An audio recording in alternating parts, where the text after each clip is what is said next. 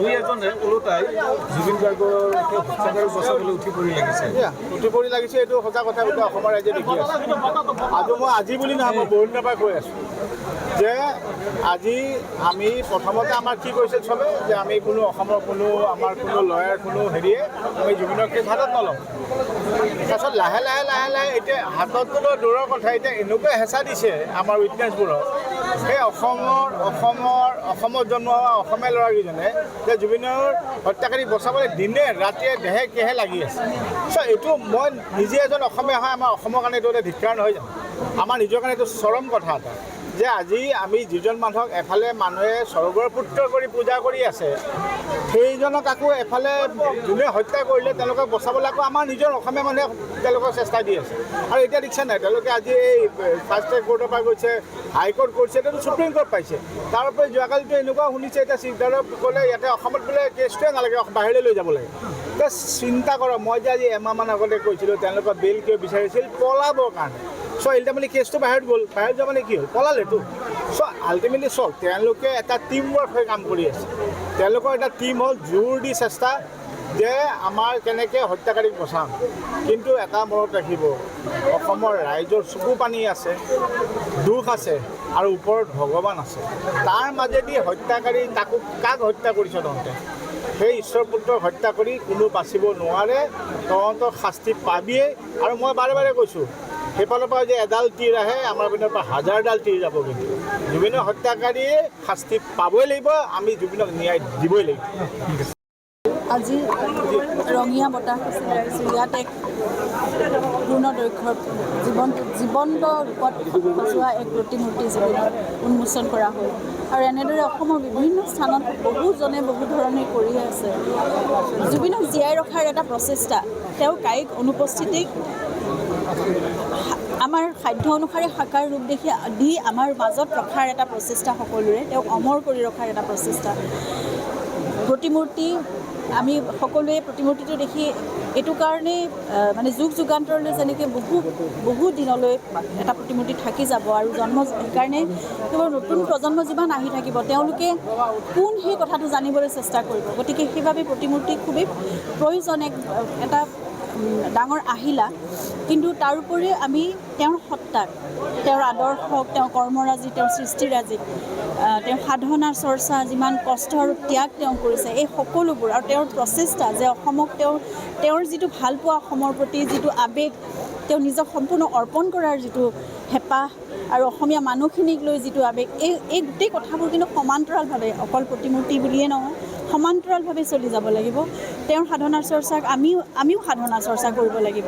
আৰু সেইখিনিক আমি সংৰক্ষিত কৰি সুৰক্ষিত কৰি কেনেকৈ আমি প্ৰজন্মৰ পৰা প্ৰজন্মলৈ আমি ৰাখি যাব পাৰোঁ। কাৰণ অসমৰ সাংস্কৃতিক জীৱনৰ বাবে, সমাজ জীৱনৰ বাবে এক আধাৰস্বৰূপ নহয়, এই গোটেই সমলবোৰ আমি ৰাখিব লাগিব আৰু আমি উদ্ধাৰ কৰিব লাগিব। কাৰণ বহুত কাম তেওঁ কৰি থৈ গ'ল। তেওঁ একেবাৰে চুটি জীৱনকাল মই ক'বলৈ গ'লে, আৰু কৰ্মজীৱনকালটোও বহুত চুটি তেওঁ। কাৰণ 33 বছৰত মানুহে ইমানখিনি হয়তো 90 বছৰ 100 বছৰ জীয়াই থাকিও কৰিব নোৱাৰে, যিটো তেওঁ 52 বছৰ তেওঁৰ জীৱনকালত তেওঁ কৰিছে। গতিকে এই সকলোবোৰ বহু বস্তু ক'ৰবাত লুকায়ো আছে, ক'ৰবাত কাৰোবাৰ হাতত আছে। এই সকলোবোৰ আমি উদ্ধাৰ কৰা, কিন্তু অকলে আমি নোৱাৰোঁ, সেৱা জুবিন গাৰ্গ ট্ৰাষ্টে সেইটো নোৱাৰে। সেয়া সমগ্ৰ অসমৰ ৰাইজে কৰিব লাগিব। আপোনালোকৰ সংবাদ মাধ্যমেও সেয়া সহায় কৰিব লাগিব। প্ৰতিজনে যদি সেইখিনি কৰিবলৈ চেষ্টা কৰে, তেওঁক জীয়াই ৰখাৰ আটাইতকৈ ডাঙৰ এক পথ হ'ব সেয়া।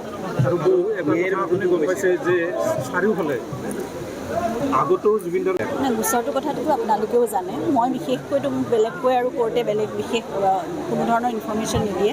আপোনালোকে সকলোৱে জানে যে এতিয়া জামিন বিচাৰি কেইবাজনো অভিযুক্ত সুপ্ৰিম কোৰ্টলৈকে পাইছেগৈ, আৰু মানে জামিন বিচাৰি আছে ইজনৰ পিছত সিজন।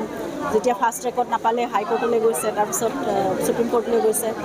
তাৰপিছত এই গোটেই যিটো আইনী প্ৰক্ৰিয়াটো বা যিটো বিচাৰ প্ৰক্ৰিয়াটো, সেইটো বাহিৰলৈ ট্ৰেন্সফাৰ কৰিবলৈ এতিয়া চেষ্টা কৰিছে। যে তেওঁলোকে জানে অসমত থাকিলে তেওঁলোকৰ ওপৰত প্ৰেছাৰটো বহুত বেছি হৈ থাকে, বা অসমৰ মানুহে সেইখিনি সম্পূৰ্ণভাৱে সঠিক দিশত বিচাৰ কাৰ্য এতিয়ালৈকে চলাই নি আছে, বা যিখিনিয়ে সাক্ষ্যদান কৰিছে তেওঁলোকে নিৰ্ভীকভাৱে তেওঁলোকে কৰি আছে, আৰু এইটো চলি গৈ থাকিব। সেইকাৰণে বাহিৰলৈ লৈ যাব খুজিছে, যাতে অলপ কেনেবাকৈ দুৰ্বল হয় যদি হওক, বাহিৰৰ উকিলে সেইখিনি বস্তু ইমান গুৰুত্ব দি নাচাব, তেনেকুৱা ধৰণৰ হয়তো মনোভাৱ লৈ পেলাই চেষ্টা কৰিছে। কিন্তু মই ভাবোঁ কোনো শক্তিয়ে একো ধৰণেৰে যেতিয়া অসমৰ 3 কোটি জনতাই প্ৰাৰ্থনা কৰি আছে, মন অন্তৰেৰে বিচাৰি আছে, আৰু সত্যটো সেই ভগৱানেও মানে ছাপোৰ্ট কৰিব। ভগৱানৰ ছাপোৰ্টটো সদায় কাৰ লগত? সত্যৰ লগতেই থাকিব, শুদ্ধৰ লগতে থাকিব। গতিকে সময় হয়তো লাগিব পাৰে, কিন্তু সত্যৰে জয় হ'ব আৰু দোষীয়ে উচিত শাস্তি পাবই। জুবিনৰ দৰে সত্তাক যদি আমি ন্যায় দিব নোৱাৰোঁ বা আমি ন্যায় ল'ব নোৱাৰোঁ জুবিনৰ বাবে, তেনেহ'লে ধিক্কাৰ আমাৰ জীৱনো আৰু এই আমাৰ সকলো মানে জুবিনৰ বিজয় মানে আমাৰ সমগ্ৰ অসমীয়াৰ, প্ৰতিজন অসমীয়াৰ বিজয়। গতিকে আমাৰ স্বাভিমান, আমাৰ আদৰ, আমাৰ মৰম, বিশ্বাস সকলোৰে মানে বিজয় হ'ব যদিহে জুবিনে ন্যায় পায় আৰু বিজয় লাভ কৰে।